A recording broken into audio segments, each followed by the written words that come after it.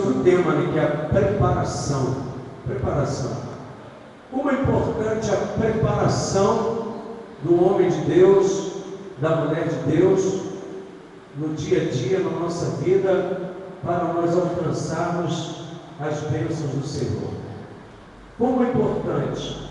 Diz aqui no versículo 12, né?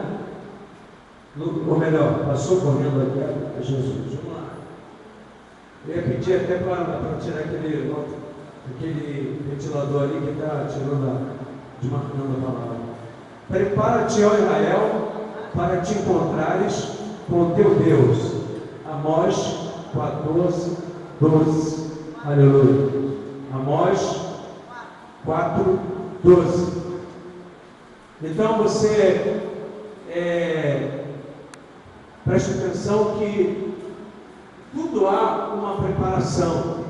Tudo na nossa vida tem que ter uma preparação. Ninguém pode fazer a obra de Deus se não estiver preparado.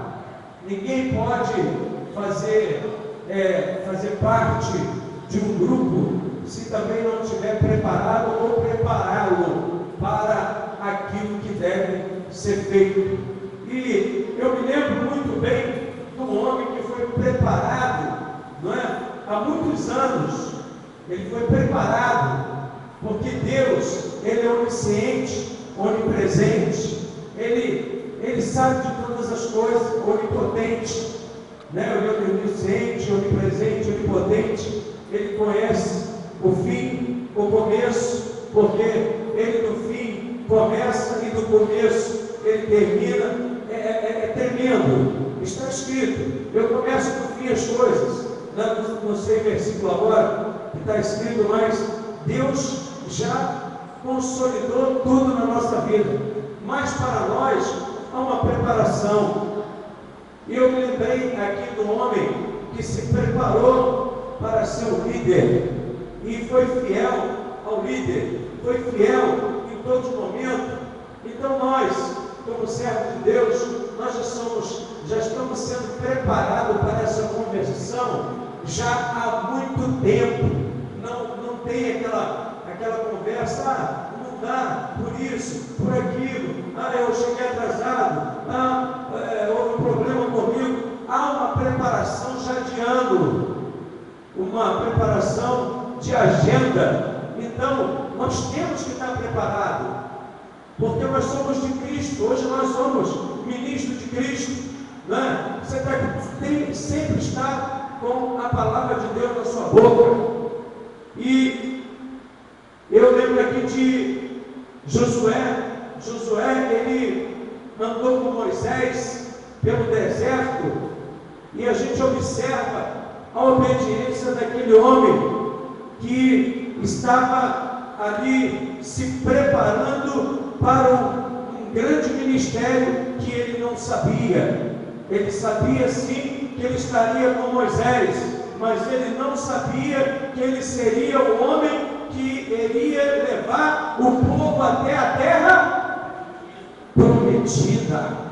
Ele não pensava isso, mas Deus já estava preparando aquele jovem que depois não foi tendo idade na caminhada, até para chegar aquele momento que ele estava preparado. Quando o Senhor disse a Moisés: você não vai entrar na terra prometida, mas já havia uma pessoa preparada. Josué estava preparado. Se no Josué não tivesse, entrava Caleb, que eram dois homens que no momento de discussão, no momento de dificuldades, eles se posicionaram firmemente, né, contra aqueles 10 homens que falaram que a terra manava leite e mel, era uma terra boa, mas eles eram como gafanhotos e eles gigantes. Chegaram e reclamaram, e por isso não entraram naquela terra prometida aquele povo. E o Senhor disse para Moisés que aquele povo, aquela geração, não entraria na terra prometida, não entraria daquela geração para cima, ficariam pelo meio do caminho, não entrariam.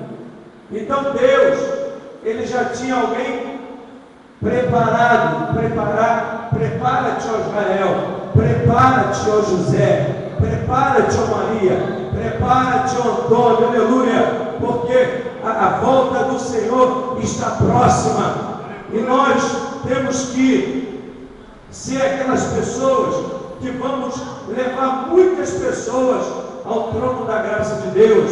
Temos que estar preparados para isso. Há um preparo. Ninguém é chamado de qualquer jeito. Como é que eu vou ser chamado de qualquer jeito se eu não conheço a quem eu estou servindo? Não, tem que ter uma preparação. Quando o Senhor nos chama, Ele nos prepara. O apóstolo Paulo era religioso, era um homem que seguia a sua religião e pensava que estava certo.